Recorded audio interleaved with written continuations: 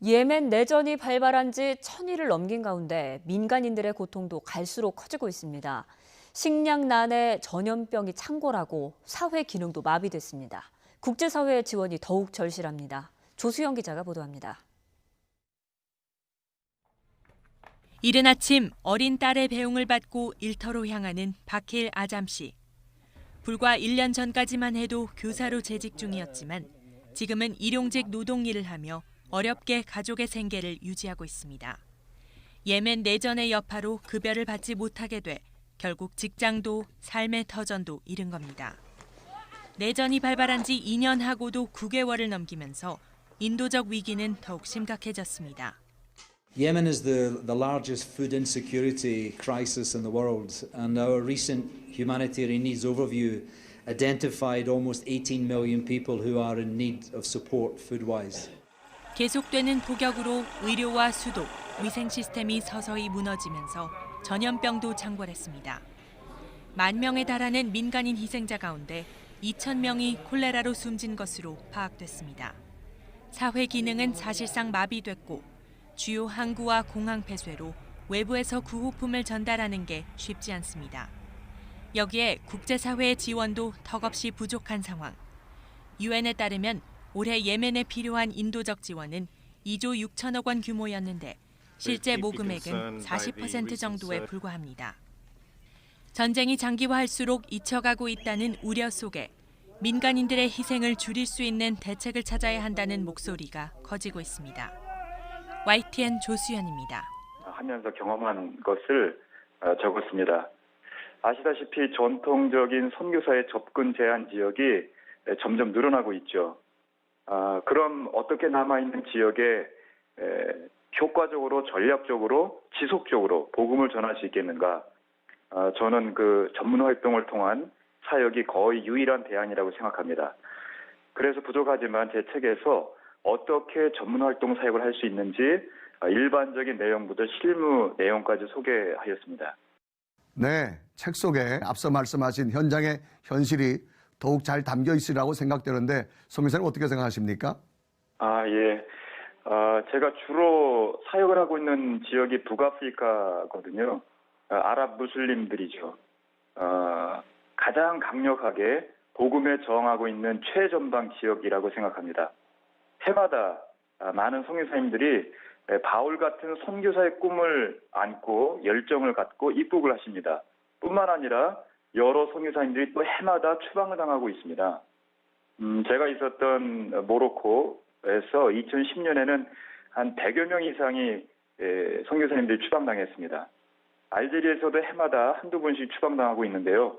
그 이유는 현지인 전도입니다. 하지만 선교사님들이 이슬람, 이 아랍 사회에서라도 정상적인 사회생활을 하면서 복음을 자연스럽게 나눈다면 절대로 추방당할 일은 없습니다. 말씀하신 이러한 이유 때문에 전문인 선교가 더욱 중요하다는 말씀으로 이해해도 되겠습니까? 예, 그렇죠. 마지막 남은 미전도 종족 지역, 저는 이제 최전방 지역이다 이렇게 부르는데 이런 지역에서 복음을 전하기 위해서는 전문 활동을 통한 사역이 거의 유일한 방법이라고 생각합니다. 전문 활동에는 비즈니스, 자영업, 의료, 교육, 또 공무원 제한적이지만 파견원, 그리고 NGO 활동 등 거의 모든 종류의 사회활동이 포함된다고 생각합니다. 저는 처음에는 대사관 직원으로 7년간 일도 하였고요. 컨설팅 회사도 운영했습니다. 일하면서 자연스럽게 복음을 전하고 제자 삼고 지하교회를 개척했습니다. 저는 태권도도 조금 해서 5단인데 틈틈이 태권도도 가르치며 복음을 전하게 됐고요. 제 아내는 패션 디자이너 출신인데 아트 스튜디오를 운영하면서 여성들에게 미술을 가르치면서 동시에 복음을 전했습니다. 요즘에는 교육선교, 학습지를 통한 교육선교에 매진하고 있는데요. 어린이들 전도하는 프로그램, 그리고 또 비즈니스로 이곳에서 9개 식당을 운영하면서 현지 교회 지원을 최우선으로 사역을 하고 있습니다. 송 교사님 사역 규모도 대단하신 것 같습니다. 그렇게 할 수 있었던 것도 바로 전문인 선교를 통해서 그들의 생활 속으로 들어갔기 때문이라고 가능하다고 생각되는데 그렇습니까? 예, 그렇죠. 성공적인 직업 공동체 뿐만 아니라 신앙 공동체를 이루는데 노력을 하고 있습니다. 현지 지하교회와 함께 서점, 기독교 서점이라든지 또 성경 인쇄소, 또 성경 학교 이런 것도 이제 운영을 하고 있는데요. 최근에 계속해서 이 사하라 사막 중심부에 있는 그 종족들, 사하라위 종족, 투아레그 종족 이런 종족들 복음화를 위해서 여러 계획들을 진행하고 있습니다. 이런 곳은 외부인의 접근이 거의 없고요. 또 독립운동이라든지 테러리즘 이런 것 때문에 위험하고 좀 험악한 지역인데 그러나 저는 믿기로는 반드시 하나님의 말씀이 모든 민족에게 전해질 것이다. 저는 이렇게 믿고 있는 것이죠. 그래서 이제 이런 그 스마트 프로젝트나 커피숍, 식당 이런 것을 통해서 이런 곳이 만남의 장소, 접촉의 장소, 그리고 이제 예배의 장소가 될 것이다. 이렇게 믿고 있습니다. 네, 사람들을 만나는 곳곳마다 예배의 장소가 되고 찬양이 울려 퍼지는 꿈을 함께 꾸고 기도하겠습니다. 선교사님 오늘 말씀 감사합니다. 예, 감사합니다.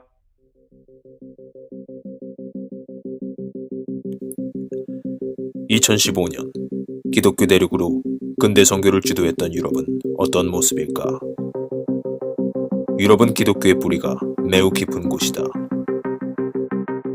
대부분의 유럽 국가들은 과거부터 교회나 성당에서 결혼식을 올리고 또 장례식 또한 기독교 형식으로 치러져 왔다. 비록 세월이 지나면서 교회나 성당을 찾아 예배를 드리는 사람이 확연히 줄어들었으나 아직도 자신의 종교를 기독교라고 일컫는 유럽인들이 대부분이었다. 그렇지만 최근의 유럽은 어떤 모습일까? 과연 이런 기독교 문화가 유럽에서 계속 이어지고 있을까? 한 국가의 고유 문화를 유지하기 위해서는 한 가구당 2.11명의 출산율이 필요하다고 한다. 이보다 출산율이 낮으면 그 문화는 쇠퇴하게 된다. 역사적으로 1.9명 이하로 내려간 출산율을 다시 역전시키는 경우는 없었다. 출산율이 1.3명이 되면 이를 다시 회복시키는데 80년에서 100년이 걸리기 때문에 사실상 역전이 불가능하다. 그 기간 동안 문화를 유지시킬 수 있는 경제활동 개체들이 없기 때문이다. 즉 두 가정이 각각 한 자녀를 출산할 경우 자녀는 부모의 수의 절반이 된다. 또 그 자녀의 세대가 한 아이만 출산하게 되면 조부모 세대의 인구의 4분의 1이 되는 것이다. 만약 2015년에 100만 명이 태어났다면 2035년에 그 노동력이 4분의 1로 줄어든 25만 명이 되는 것이다. 즉 인구가 감소할수록 문화도 위축되는 것이다. 간단한 예로 한 사회에 있던 축구팀 35개가 8개가 되어버리는 셈이다. 반에서 20명의 학생이 5명으로 줄어드는 셈이고 교회의 성도가 100명에서 25명으로 줄어드는 셈이다. 2007년 유럽 출산율은 프랑스 1.8명, 영국 1.6명, 그리스 1.3명, 독일 1.3명, 이탈리아 1.2명, 그리고 스페인 1.1명이었다. 유럽연합 31개국 전체 평균 출산율은 겨우 1.38명에 불과하다. 이대로 간다면 수년 안에 우리가 알고 있는 유럽은 더 이상 존재하지 않을 것이다. 그렇지만 신기하게도 유럽의 인구가 줄어들고 있지는 않다. 이유는 무엇일까? 바로 이민자들 때문이다. 유럽은 제2차 세계대전 종전을 계기로 전후 경제 재건을 위해 저임금 이주 노동자들을 대거 받아들였다. 알제리와 튀니지에선 프랑스로, 모로코인들은 스페인으로, 터키인들과 구동구권에서는 독일로, 파키스탄인들은 영국으로 이렇게 많은 노동자들이 유럽으로 유입되었던 것이다. 그런데 이들은 대부분 무슬림들이었다. 1990년대 유럽 인구 증가의 90%는 무슬림 이민자들로 이루어져 왔다. 무슬림들이 유럽에서 증가된 원인을 두 가지로 보는데 첫째는 유럽으로의 무슬림 인구 이동이고 둘째는 그들의 왕성한 출산율이다. 프랑스의 출산율은 1.8명이지만 무슬림 이민자들의 출산율은 8.1명이다. من داخل المدن من داخل القرى من داخل الواحات لإنقاذ أطفالنا. 42년 동안 철권 정치를 했던 리비아의 대통령 무아마르 알카다피가 2011년 10월 민중봉기로 쫓기다가 고속도로 및 하수구에서 발견되었을 때 이렇게 말을 했다고 한다. 무엇이 잘못인가? 날 쏘지 마라. 죽어가는 순간까지도 자기 잘못을 인정하지 않은 것이다. 그런 그가 죽기 전에 한 예언적인 말이 하나가 있다. 앞으로 우리가 회교 선교를 그리 힘들게 하지 않더라도 2015년이 되면 유럽은 무슬림 대륙으로 변화될 것이다. 그가 한 말은 한 광인의 소리로 치부되어 무시되어 왔으나 그의 말은 2015년 현재 현실로 가시화되고 있다.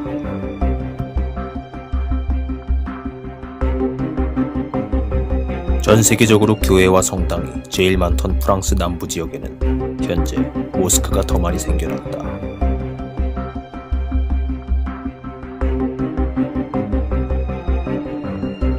프랑스 20세 미만 인구의 30%는 무슬림이다.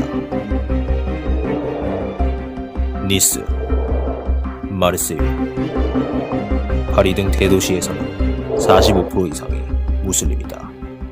이런 추세라면 2027년에는 프랑스에서 5명 중 1명이 무슬림이 되는 것이다.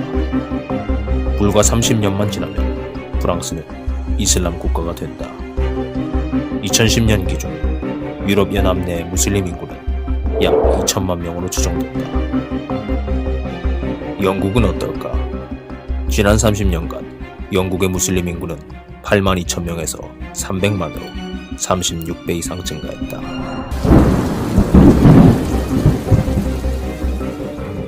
영국에는 현재 1000개 이상의 모스크가 있는데 그중 대부분이 전에는 교회였던 곳이다. 현재 2015년 EU 국가들 중에서 독일과 프랑스에 제일 많은 무슬림들이 살고 있다. 독일은 480만 명으로 전체 인구 비율로 5.8%이고 프랑스는 470만 명으로 7.5%다. 유럽이 어느 정도 이슬람어가 되었는지는 각 나라의 축구 국가대표팀을 보면 실감할 수 있다. 독일 축구팀은 과거부터 100% 독일 출생 게르만족으로 이루어졌었다. 그렇지만 오늘의 모습은 어떨까? 현재 독일 축구팀에서 가장 이름이 알려지고 활발한 선수 생활을 하고 있는 사람을 한 명 뽑으라면 메수트 웨질이라는 선수를 떠올리게 된다. 메수트 웨질은 독일 전통 게르만족일까? 아니다. 그는 터키인이다. 웨질의 부모가 독일로 이민을 떠나면서 독일에서 태어나고 자라 독일 국적을 취득한 선수다. 그리고 물론 그는 무슬림이다.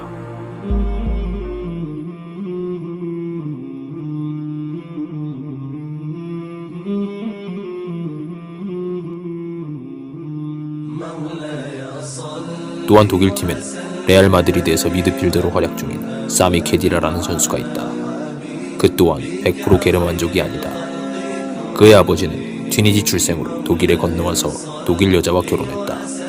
그리고 당연히 그도 무슬림이다. 그 외 독일팀에는 터키 혈통의 균도간과 엠레칸, 알바니아 혈통의 무스타피, 그리고 무슬림으로 개종한 독일인 데니 블럼이 있다. 이들 또한 무슬림들이다. 그렇다면 전체 인구의 7.5%가 무슬림인 프랑스 축구팀은 어떨까? 프랑스 축구팀에는 무슬림 선수들이 팀의 중심적인 자리를 잡은 지 오래다. 세계적으로 잘 알려진 지네디 지단이 바로 그 중 한 명이다. 지단의 부모는 알제리인이다. 지단은 프랑스에서 태어나서 나중에 성인이 되어 프랑스의 국적을 택했고 이미 프랑스 축구 역사상 가장 훌륭한 선수 중 한 명으로 여겨지고 있다. 물론 그도 무슬림이다. 지단 외에도 프랑스 팀에는 카림 벤지마와 사미르 나스리라는 2명의 알제리계 무슬림 선수들이 있다. 또한 독실한 무슬림으로 잘 알려진 프랑크 리베리라는 선수도 있다. 리베리는 프랑스 출신이지만 모로코 여자와 결혼하면서 무슬림이 되었다. 그가 메카를 찾은 영상이 인터넷에 올라오면서 프랑스에서 큰 이슈가 되었었다. 현재 프랑스 팀에는 아비달, 포그바, 디아비, 나스리, 리베리, 벤제마, 사코, 조우마, 샤냐, 시소코가 모두 무슬림이다. 그래서일까 세계적으로 유명한 프랑스 축구 선수 디에리 앙리는 2009년의 한 인터뷰에서 내 주위에 가까운 축구 선수들이 모두 무슬림으로 개종했다. 나는 이슬람이 가장 위대한 종교라고 생각하고 내 마음에 가까이에 있다 라고 말을 했으며 그 후 그가 실제로 무슬림으로 개종했다는 소문이 전국적으로 퍼지기도 했다. Comes off done, it's Taylor. Now Demba Ba. Newcastle 1-0. 선수 한 명이 무슬림이 되는 것은 결코 가볍게 볼 수 있는 일이 아니다. 스타 선수가 무슬림이 됨으로써 그를 따르는 팬들이 자신 또한 무슬림이 되겠다고 따르는 경우가 많기 때문이다. 과거부터 유럽에서는 이슬람이 중동에 사는 사람들만이 믿는 엄격한 종교라는 부정적인 인식을 갖고 있었다. 그렇지만 오히려 각 클럽팀 감독들은 나이트클럽을 찾고 과한 음주를 하는 선수들에게 건전한 생활을 하려는 무슬림 선수들이 모범이 되고 있다고 긍정적으로 말하고 있다. 그들은 팀 동료들과 팬들에게까지 무슬림이 되길 적극 권유하고 있다. To know how it works because it's different. It's just different with the other religions. Especially for the Muslims, they have a lot of different things than the Catholics. So it's always interesting to ask them. 심지어 이젠 무슬림 선수들이 많아져서 라커룸 안에 무슬림만을 위한 기도실을 만들었다는 팀들도 많다. 이렇게 축구팀 내에서 무슬림이 숫자가 많아지는 것은 유럽의 이슬람화의 한 예일 뿐이다. 지금 유럽에는 축구팀뿐만 아니라 여러 분야에서 무슬림의 확장 세력이 강해지고 있다. 대학교, 직장, 그리고 정치인들 사이에서도 무슬림들이 주도권을 잡으려고 한다. 최근 독일 연방통계청은 독일의 급격한 인구 감소는 막을 수 없다. 2050년에는 무슬림 국가가 될 것이다 라고 하였다. 유럽 내의 무슬림들의 증가율은 10년마다 1%씩 증가해서 2015년 현재는 유럽 인구의 7%로 추정하며 2030년에는 9%로 예측한다. 그 수가 1억 400만 명 정도가 될 것으로 보고 있다. 이제는 무슬림들 중에서 대통령이 나올 것을 우려하는 소설까지 프랑스에서 쓰여지며 경각심을 고취시키고 있다. 더 심각한 것은 무슬림 이민 2세들이 사회에 적응을 하지 못해 과격 이슬람 운동에 참여하고 있다는 것이다. 영국의 경우 16에서 24세 무슬림 남성의 실업률이 22%에 달하여 주류 사회에 대한 소외감과 울분을 품고 있다. 알카에다나 IS 같은 테러 단체들이 캠퍼스나 인터넷상에서 소외된 젊은이들을 포섭 중이다. 요즘 런던은 테러리스트의 원상 또는 런더니스탄이라 불린다. 유럽 사회는 무슬림들에게 다양한 민족을 포용하는 톨레랑스, 즉 관용의 정신을 보여줬지만 무슬림들이 이를 테러로 갚는다는 배신감으로 분노하고 있다.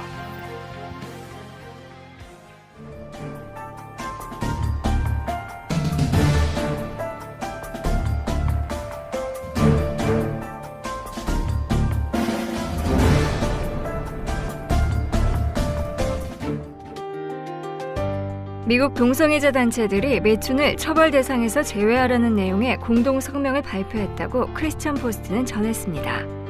기사에 따르면 미국 내 동성애 단체 램다리걸과 전미센터는 국제인권단체 앰네스티 인터내셔널과 함께 발표한 성명을 통해 많은 동성애자들에게 있어 길거리에서의 경제활동은 중요한 수입이기 때문에 매출에 대한 처벌을 막아야 한다고 주장한 바 있습니다. 미국에서 동성애에 이어 매춘이 합법화되지 않도록 함께 기도해 주시기 바랍니다. 5개월째 지속하고 있는 내전으로 예멘이 국가적 기근 사태에 직면했다고 유엔이 전했습니다. 유엔 세계 식량 계획 사무총장은 예멘에는 인구를 먹여 살릴 만한 충분한 식량이 없다면서 내전으로 인한 지속된 공습으로 구호단체들이 필요한 지역에 접근을 못하는 상황이라고 말했습니다. 또 예멘 인구의 80%에 달하는 인구가 외부의 원조를 필요로 하며 1,300만 명은 식량 부족, 940만 명은 식수 부족에 시달리는 것으로 추산했습니다. 유엔은 지난달 1일 내전을 겪는 예멘의 인도적 위기 상황을 최고 등급으로 올린 상황입니다. 예멘의 식량과 복음이 온전히 전해질 수 있도록 함께 기도해 주시기 바랍니다. 유럽행을 시도하던 난민들이 무더기로 희생되는 사건이 빈발하면서 소극적인 대응을 하는 유럽 국가들을 향한 비판이 커지고 있습니다. 지난달 27일 오스트리아 고속도로 갓길에 세워진 냉동 트럭에서 시리아 난민 시신 70여 구가 발견되는 사건을 계기로 오스트리아의 외무장관은 유럽연합이 긴급 정상회의를 열어 난민 문제를 논의해야 한다고 촉구하며 그리스 경제 사태 때는 최고 위급 회의가 계속 열렸는데 난민에 대해서는 몇 개월이 지나도록 아무것도 없다고 맹비난한 뒤 유럽이 이제는 정신을 차리고 난민이 심각한 문제라는 것을 알아차려야 한다고 말했습니다. 유럽으로 향하는 난민이 보호받을 수 있도록 함께 기도해 주시기 바랍니다.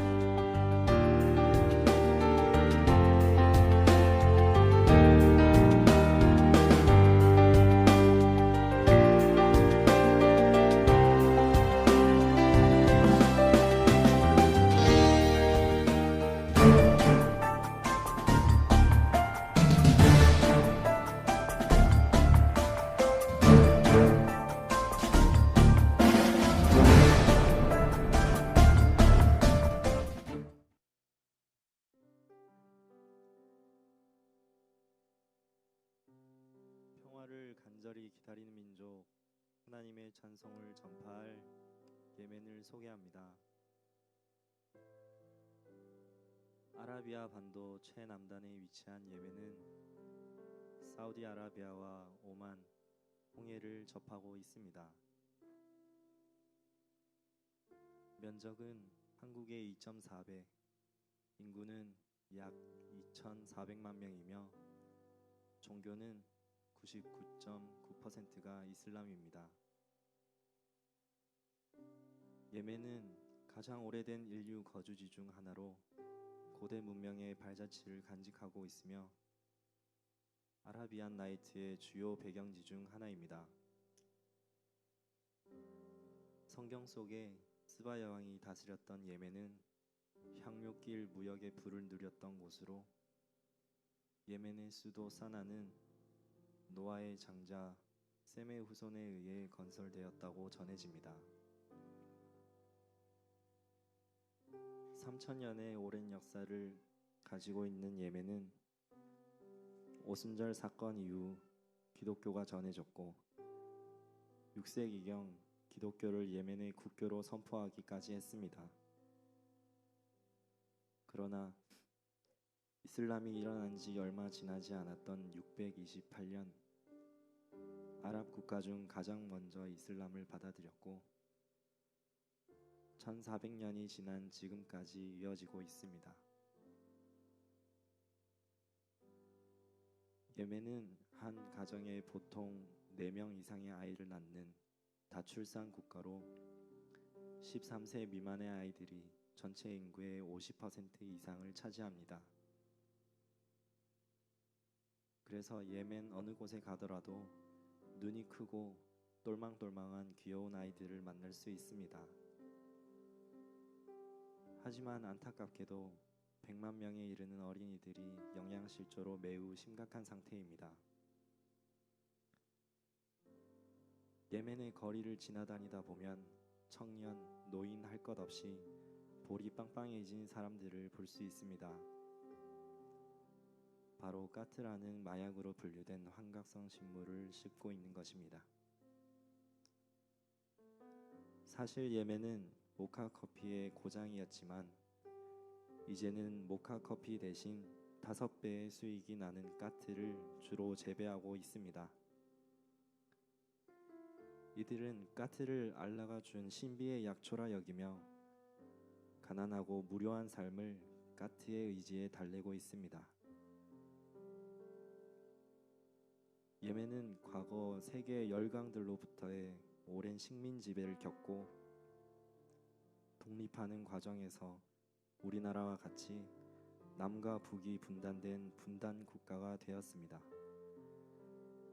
이후 1990년 통일을 이루었지만 계속된 내전과 남북 간에 해결되지 않는 갈등, 부족들의 항쟁으로 인해 지금까지도 긴장 관계 속에 있습니다. 지난 2011년의 민주화 혁명 이후 30년 독재를 하던 살레 대통령이 물러나고 만수르 대통령 아래 연방제로 국가를 운영하기로 결정했지만 반정부군인 후티군은 그에 만족하지 못하고 무력으로 수도 사나를 장악하고 그 세력을 남부 아덴까지 확대했습니다. 반정부군인 후티군은 시아파로 같은 시아파인 이란의 지원을 받고 있는데 예멘을 시아파에 빼앗기기 원치 않는 수니파 사우디아라비아는 뜻을 같이 하는 10개의 아랍 국가 연맹을 만들고 무기와 군사력을 지원하며 후티군을 몰아내기 위해 지난 3월부터 공습을 시작했습니다. 이란과 사우디의 예멘 쟁탈전으로 인해 수많은 청년들과 어린이들이 전쟁의 희생양이 되고 있으며 후티군을 지원하는 무기나 식량을 차단하기 위해 항구와 공항을 파괴해 실제적으로 예멘은 고립되었습니다. 올해 8월 UN 세계 식량 계획 사무총장은 항구와 공항의 파괴로 예멘은 가장 필요한 사람에게 구호 물품을 전달할 수 없는 퍼펙트 스톰, 더할 수 없이 나쁜 상황에 처해 있다며 국가적 기근 사태에 직면했다고 발표했습니다. 얼마 전 예멘이 다치기 전 교제했던 한 친구에게 연락이 왔습니다. 매일 총소리가 끊이지 않는다. 학교나 병원은 다 문을 닫았고 아무데도 나갈 수 없는 상황이다. 돈이 있어도 식량을 살 수 없어 가족들이 배고픔에 시달리고 있다고 했습니다. 그러면서 친구는 네가 믿는 예수님께 꼭 기도해달라고 요청했고 그것을 마지막으로 연락이 끊긴 상황입니다. 처음 학생 선교사들이 들어가 그 땅에 예배와 복음을 심은 이후 3년 동안 하나님은 열매를 보여주기 시작하셨습니다. 하지만 그로부터 1년이 채 되지 않은 2011년 민주화 시위를 기점으로 예멘은 한국 정부에 의해 여행 금지국으로 지정되었고 양육이 필요한 지체들에게 말씀을 제대로 전하지 못하고 남겨둔 채 4년이라는 시간이 흘렀습니다. 그중 A 형제와 그가 전도한 친구들은 성경을 보며 힘겹게 믿음을 지켜가고 있지만 가치관과 고통스러운 삶 가운데 혼란스러워하고 있으며 예수님을 영접했던 A 아저씨와 H 형제는 소식이 끊긴 상황입니다. 내가 진실로 진실로 너희에게 이르노니 한 알의 밀이 땅에 떨어져 죽지 아니하면 한 알 그대로 있고 죽으면 많은 열매를 맺느니라. 아멘. 하지만 주님은 여전히 예멘을 향해 신실하게 일하고 계십니다. 얼마 전 장기 선생님과 교제했던 M 형제에게 연락이 왔습니다. 그 형제는 이젠 주님 안에서 우리가 진짜 형제가 되었다며 자신이 예수님을 영접한 이야기를 전해주었습니다. M 형제는 지금 다른 나라에서 일을 하게 되었는데 그곳에서 선교사님들을 만났다고 합니다. 주님께서 반드시 M 형제를 아랍 교회의 리더로 세우시고 그를 통해 아랍 반도가 그리스도께 돌아오게 될 것입니다. 또한 기쁘고 놀라운 사실은 올해 8월 기독교 성장이 가장 빠른 20개 국가 중 예멘이 7위로 그 성장률이 매년 7%가 넘는다고 발표되었습니다. 할렐루야. 황량하고 척박하게만 보이던 사막 같은 그곳에서 주님은 성령의 단비를 내리시고 강을 만들고 계십니다. 누가 우리를 그리스도의 사랑에서 끊으리요? 환난이나 공고나 핍박이나 기근이나 적신이나 위험이나 칼이랴. 높음이나 깊음이나 다른 아무 피조물이라도 우리를 우리 주 그리스도 예수 안에 있는 하나님의 사랑에서 끊을 수 없으리라. 그 무엇도 끊지 못할 하나님의 사랑이 예멘 땅에 가득합니다. 공고와 핍박, 기근과 총칼의 위험에 처해 있지만 하나님은 반드시 그 민족을 회복시키시고 이전에 어떤 평안과 부흥을 주실 것입니다. 그래서 보배로운 향기가 나는 향유를 전달했던 스바의 사람들이 이제는 아랍과 온 열방에 더욱더 보배로운 향기인 복음을 전달하는 축복의 통로가 되게 하실 것입니다. 이 시간 함께 기도하길 원합니다. 주님, 이 땅을 긍휼히 여겨주셔서 이 땅 가운데 계속되는 전쟁과 죽음의 소식이 끊어지고 생명과 평안의 소식이 들려오길 원합니다. 오직 예수님의 이름의 능력으로 이 땅 가운데 모든 전쟁이 멈추어지게 하시고 서로 피 흘리고 죽이게 하는 원수의 모든 계획이 무너지게 하여 주시옵소서. 진리의 하나님, 이 땅 가운데 빛으로 임하셔서 이 땅을 덮고 있는 모든 어둠이 떠나가고 복음으로 이 땅을 회복시켜 주시옵소서. 함께 기도하겠습니다.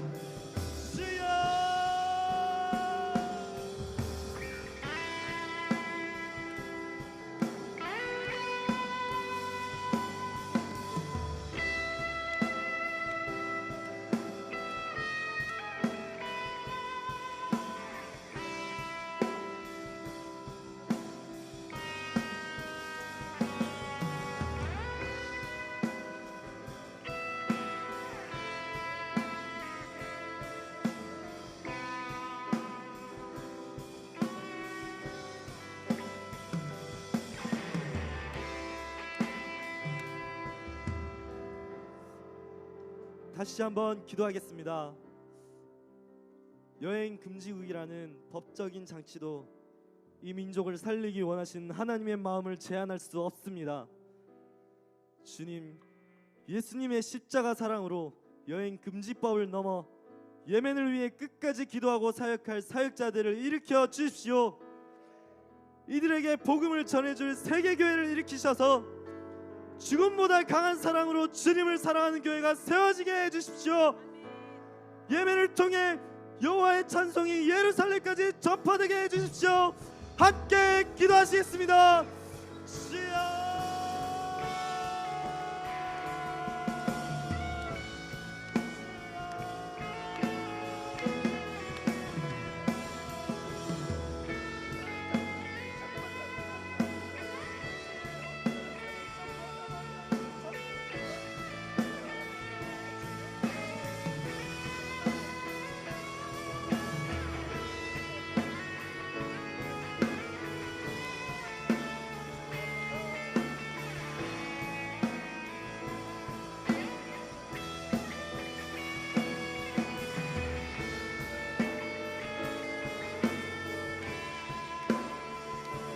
오래 황폐하였던 이 땅 어디서나 순결한 꽃들 피어나고 푸른 위에 나무가 가득한 세상 우리 함께 보리라. 오래 황폐하였던 이 땅 어디서나 순결한 꽃들 피어나고 푸른 위에 나무가 가득한 세상 우리 함께 보리라. 그날에 우리 보리라. 그날에 우리 보리라. 새벽 이슬 같은 저들 일어나 뜨거운 가슴 사랑의 손으로 이 땅 치유하며 행진할 때 오래 황폐하였던 이 땅 어디서나 순결한 꽃들 피어나고 푸른 위에 나무가 가득한 세상 우리 함께 보리라. 오래 황폐하였던 이 땅 어디서나 청결한 꽃들 피어나고 푸른 위에 나무가 가득한 세상 우리 함께 보리라 우리 함께 보리라 우리 함께 보리라 우리 함께 보리라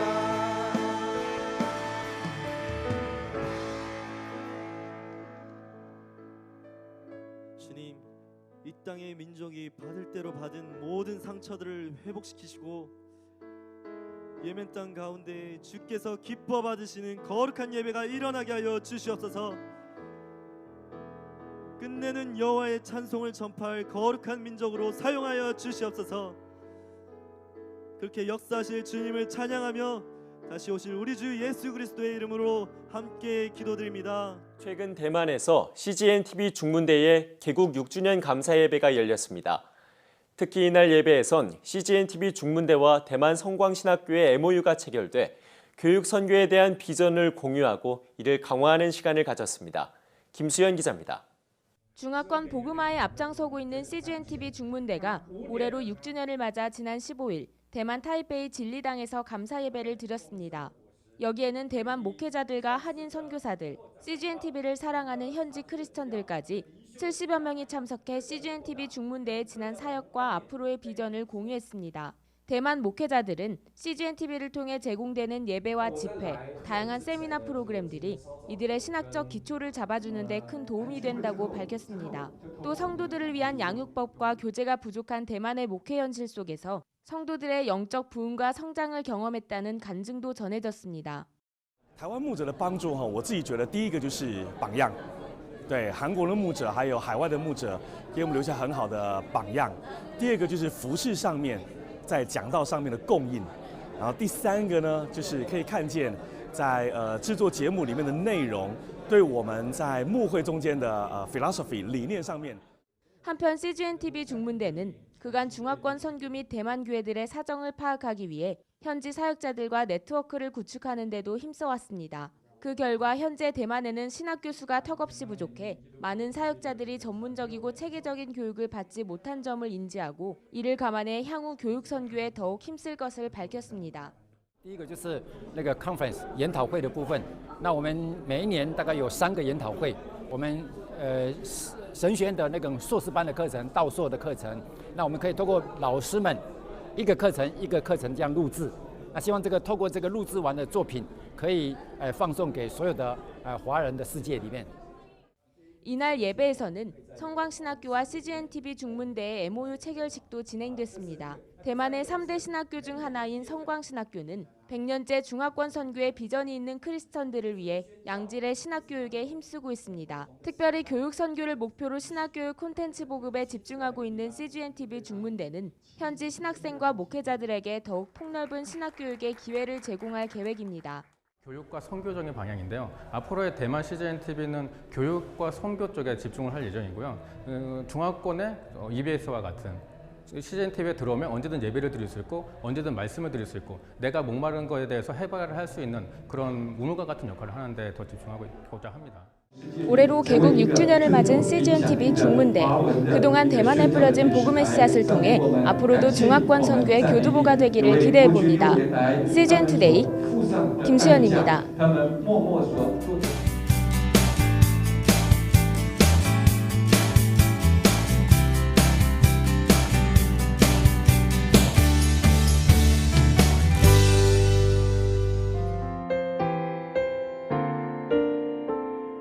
아라비아 반도 최남단에 있는 예멘은 성경 속 스바야 왕이 다스린 땅입니다. 수도 사나는 노아의 장자 셈의 후손이 세웠다고 전해지며 이곳의 향유길을 통해 전 세계로 유향을 전하며 큰 부를 누렸습니다. 예멘은 1900년 이후 통일 국가를 이루었지만 불안한 정치로 민족 내 갈등이 지속되고 있습니다. 국민의 대부분이 농업에 종사하는 예멘은 향유와 모카 커피가 유명합니다. 그러나 실제로는 까뜨라는 환각식물을 많이 재배하고 많은 사람들이 까뜨에 중독되어 살아갑니다. 거리를 걷다 보면 까뜨를 씹는 공허한 표정의 청년들을 쉽게 만날 수 있습니다. 무란이라는 무슬림 소녀를 만났습니다. 그녀는 긴 히잡을 걸치고 있었습니다. 무란이에게 꿈이 무엇이냐고 물어보니 히잡을 벗어버리고 발레리나가 되는 것이라고 합니다. 그러나 이곳에서 발레리나가 되는 꿈은 불가능합니다. 이슬람법에 의하면 여성들은 목과 머리카락을 부끄럽게 여기고 평생 히잡을 두르고 살아야 합니다. 무란이의 꿈은 히잡에 가려져 있었지만 두 눈동자는 꿈을 포기하지 않은 듯 반짝반짝 빛나고 있었습니다. 예멘의 청년들과 여성들을 위해 함께 기도해 주시기 바랍니다. 까뜨로 고통받는 청년들이 속히 중독에서 벗어나 복음으로 생명을 얻기를, 억눌렸던 무슬림 여성들의 마음이 예수님의 사랑으로 회복되기를, 그리고 전 세계로 유향을 전했던 이 향유기를 통해 예수 그리스도의 복음의 향기가 온 아랍에 흘러가기를 예멘을 올려드리며 기도합니다.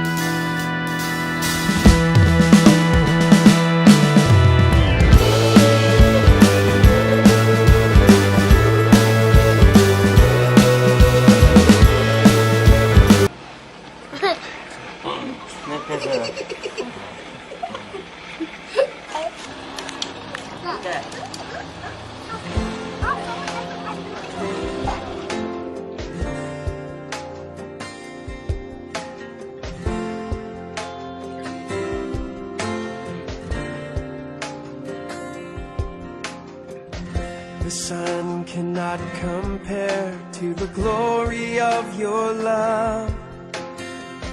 There is no shadow in your presence.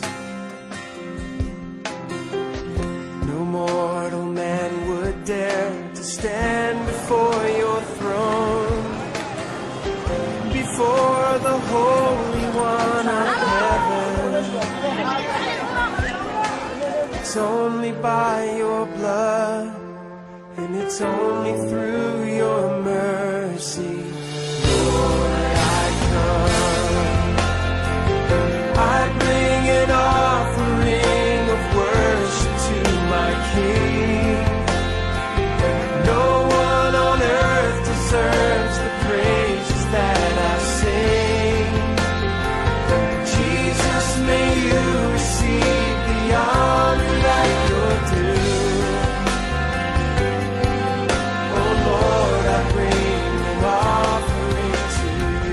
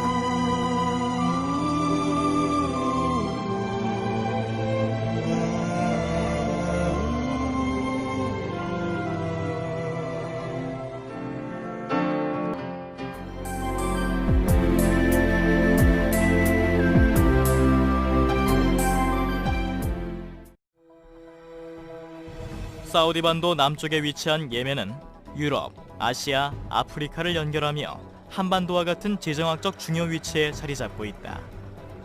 이러한 이유로 오랜 세월 외세의 지배를 받던 예멘은 19세기 말 영국과 터키에 의해 남북으로 분리된 후 북쪽은 1962년 민주 아랍 예멘으로, 남쪽은 1967년 사회주의 인민공화국 예멘으로 분단된 상태에서 각각 독립을 이루었다.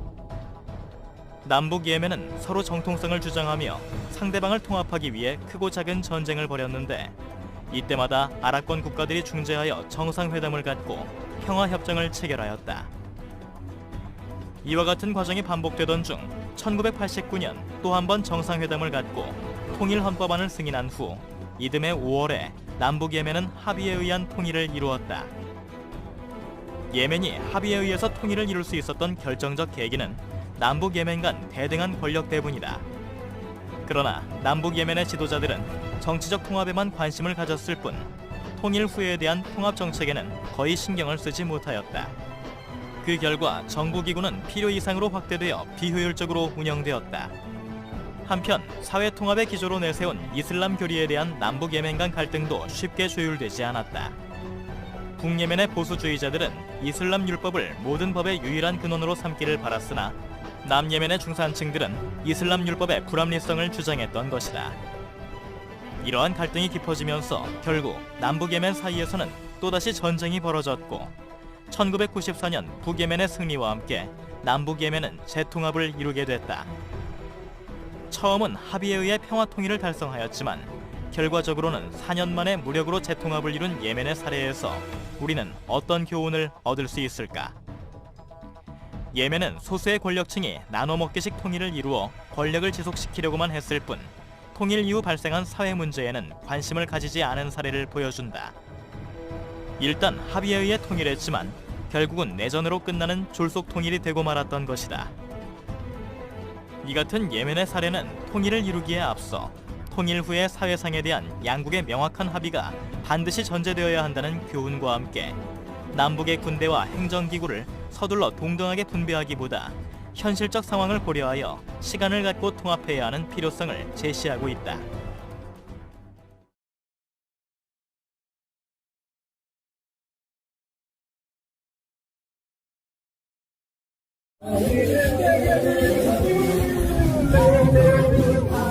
끝난 다음에 통계를 보면 어떻게 전국이 이렇게 똑같으냐, 어떻게 이렇게 똑같은 비율을 하느냐, 왜 서울은 3표를 얻은 미래통합등 QR코드에 1번, 2번에 정확한 비율을 결정해서 넣은 겁니다. 그것이 서울은 67대 33입니다.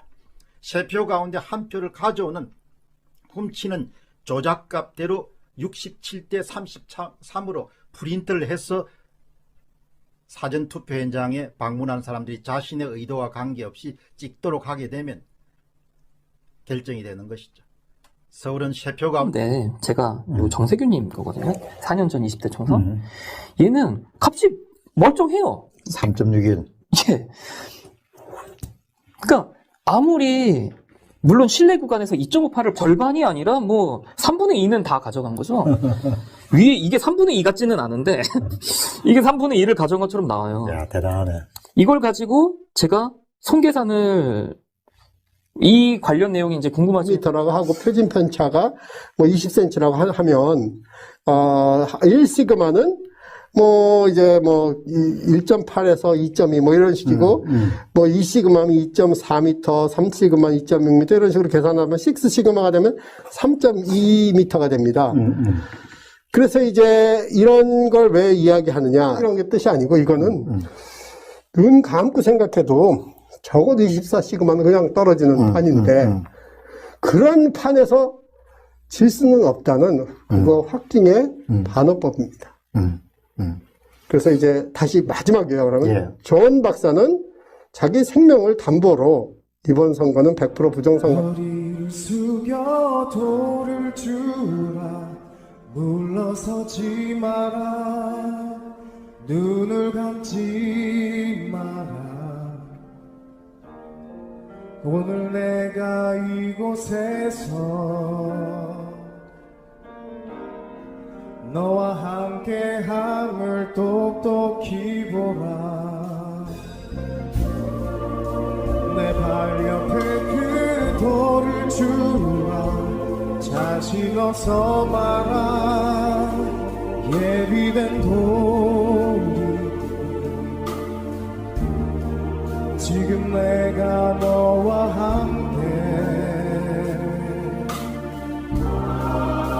서 있을 것이라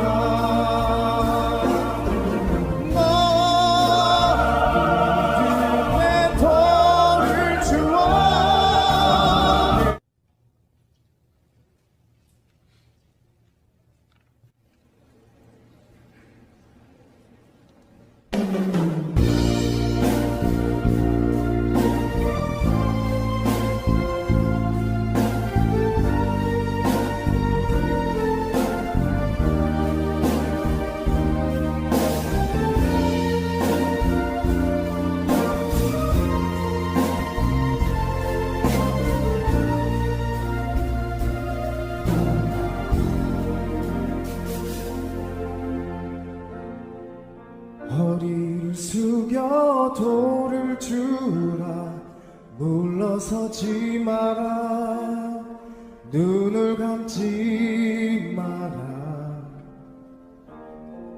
오늘 내가 이곳에서 너와 함께함을 똑똑히 보라 내 발 옆에 그 돌을 주라 자신 없어 마라 예비된 돌이 지금 내가 너와 함께 서 있을 것이라